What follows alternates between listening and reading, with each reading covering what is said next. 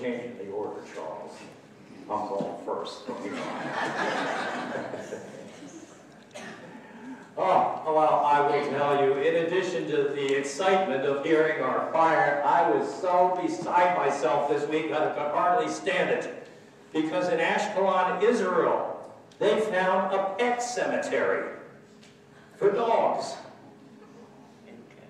And they have excavated 700 dogs, and there's at least double that number to go yet. But, oh, here's the thing. It's not a pet cemetery. It is a healing place. And all the dogs have their paws over nicely, and they're all engraved really, like, very nice. Well done. Like somebody cared. And found out that there are over 30 additional sites in the Middle East where there are pet cemeteries, not pet cemeteries, dog healers, or healing dogs. And people would go there in those days because obviously you didn't have the kind of medical detention, hospital, stuff like that. One thing that they saw, and you see that of course with your own dog from time to time if you have one, where if there's an open wound they lick, and then it starts to heal up in most cases. Not all cases, but most. I know a lot of times if I'm coming home from pruning and I've been in some bad bushes or something like that, as many of you homeowners would too, and you have a dog, you'll come in the house and your dog will invariably find the spot that you dabbed that has a little bit of blood and lick. And we tell our kids, no, the dog carries germs. What they've found is that sometimes the saliva of the dog, of course, provides sort of like a little Band-Aid over it, and also has a little antibiotic quality to it, as does frankincense and myrrh. So anyhow, dogs in those days, in addition to being guard dogs, were also considered to be healers.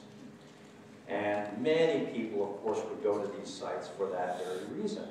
Interesting, in the parable, the story of Jesus, he doesn't use healing dogs, he uses guard dogs, which would have taken the place of alarm systems that we have today. Nasty guard dogs that would come and bite your head off if you went on the owner's property. Well, in those, in that particular parable, interestingly enough, Jesus takes those rough, tough guard dogs who would normally attack somebody on your front stoop, on your property. And what do they do? They're the only ones that provide a touch of healing to Lazarus and his sores. The point Jesus makes in the parable is that there are all kinds of places and locations in which God provides the opportunities for healing and for newness of life. And whether it be through your pets or whatever, I know many of you who have pets full well know that on many occasions when you're such a miserable human being that you can barely tolerate to be around yourself, your pet always loves you. Your pet always will love you and welcome you warmly, even if you're a miserable cur yourself. Pets do some wonderful things for us in the way of healing and promoting health and God's grace as a gift. Well, to this poor guy, that is what the animals, the healing guard dog licks, tried to help him as much as it was possible to do. But in the course of Jesus telling of that parable, he then moves both of the rich man and the poor man to their death, and therefore to the meaning of their life, because after all, that is what death is it not? If you have the opportunity and the time, and you think at all about dying, you also think about the meaning of your life. You're always brought back to that again. Joe Robinson, who wrote Don't Miss Your Life, has found, at least in his research, that so many of us are living our lives this way, with this philosophy: I produce, therefore I am. Think on that. It's not I think, therefore I am. I produce, or I am busy, therefore I am. Now, with that understanding, every time you step back from whatever you consider to be productivity, you then enter your real life, where you live your life, or where you're called to live your life. That would be with fun, recreation, laughter, love, art, music, social activities, passions for hobbies, and things like that. And what he's finding in his studies is that so much of what we know as I produce, therefore I am, has replaced the realness of life. And we've created an artificial life. Sort of like being computers, only not really computers, although we treat it as if we can produce like them, like machinery. Interesting, Mark Cullen of Stanford Medical School relates a lot to professionals in the Silicon Valley area. And he's been studying and counseling them for many years, and he's finding that many execs, after they retire, in 2 days, that's not 3 days, 2 days, they are like lost souls. I produce, therefore I am.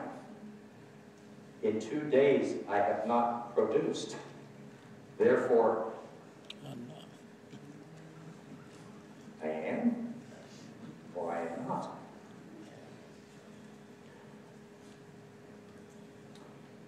External approval normally will not lead to the kind of joy in the spirit that Jesus would call us to when there's no room for anything but external results and productivity. Just about everything is what is called, by Cullen, instrumental thinking, where you're always planning to have some good, positive result out of it, and it can't just be fun or for mindless purpose or anything like that, relaxation and recreation. There's got to be a purpose to it. And then when you retire or you get sick and you can't work anymore, you end up with something nagging you all of the time that Cullen calls regret. And it's called the inaction effect, where what happens, we don't often always do the kinds of things which God has built us for, which is the strengthening of relationships, the strengthening of passion in hobbies and those kinds of things, the development of friendships and relationships and those kinds of things. It's called the inaction effect. Bonnie Ware is an Australian nurse, and she wrote a book after many years of working in hospice care and other places. She talked to so many patients over the years, and I'm sure some of you probably have talked to your own relatives and friends. And the top 5 regrets that people talk about before they die are these. First of all, they say, I wish I'd had the courage to live a life true to myself, not the life others expected me to live.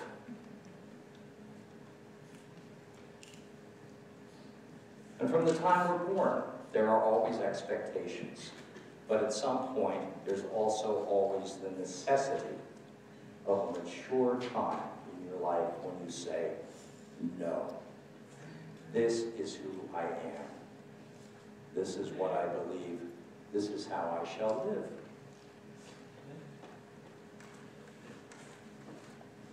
That was not an issue for the rich man who was in Hades, because he was born into a certain existence and way of living.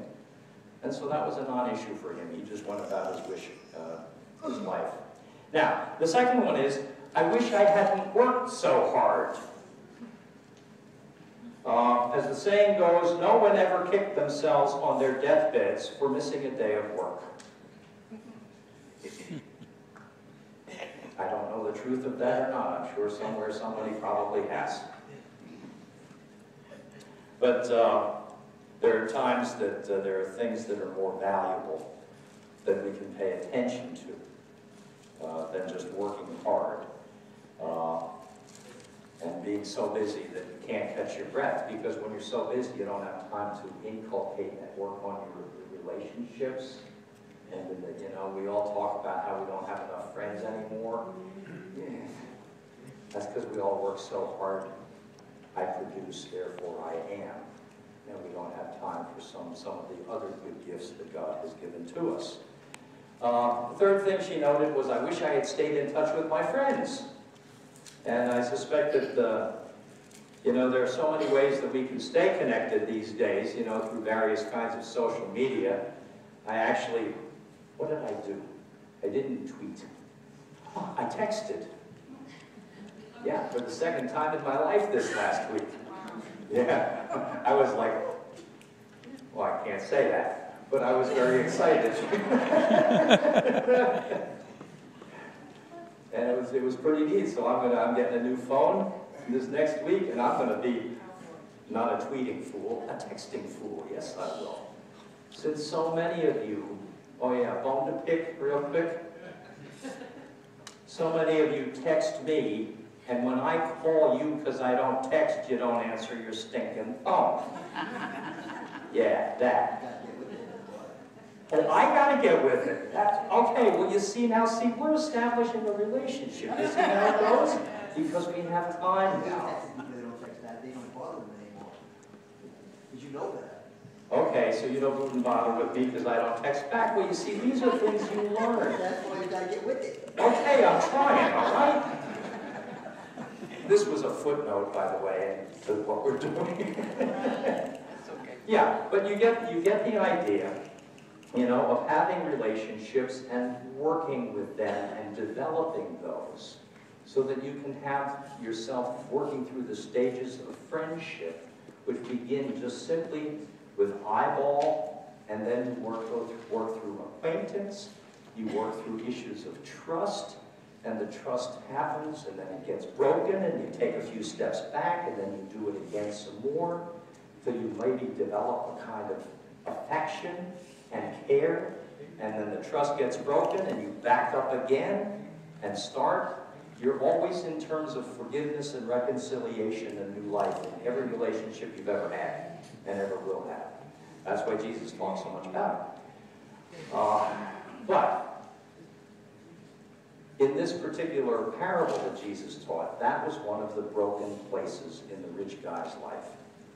He didn't inculcate and work with his friends like his brothers and that poor guy. Didn't even really see him as a potential somebody. And so that's why he wanted Lazarus to go, or Abraham, and give a warning to his brothers to develop the kinds of relationships that Moses and the prophets taught about. And he chose not to do that. And the fifth one and final one that she talks about is people regret by saying, I wish that I had let myself be happier.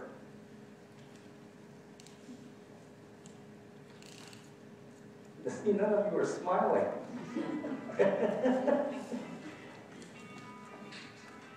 See, there's happy music. Carol, thank you. That's good. Yeah. Yeah, what she noted is that when you think, she uses the word happy. Christian talk uses the word joy. And joy has to do with the pleasure of that which has been given to us. Like we've all been given to each other. For better or for worse, we're all with each other. We've been given the outside world that we can enjoy so many things. And the question becomes then, do we enjoy that which has been given to us? That is one big regret that a lot of people have, missing the enjoyment. How can you enjoy things if I produce, therefore I am? It don't work so good. Well, you get the idea then of what Lazarus, or the rich man, was finding when he was in Hades. He hadn't enjoyed life and hadn't even thought about it. hadn't developed friendships or strong relationships even with his brothers, hadn't even recognized outsiders as possibilities of potential companions in faith through life. And there he is in Hades, holding the bag of what everybody else as a rich guy, this is how they had told him to live. And he was lonely and alone. And you notice even in Hades, what did he say? Send Lazarus, the slave, to give me a drink of water. That's why nobody knows how long people will be in hell. How long does it take to recognize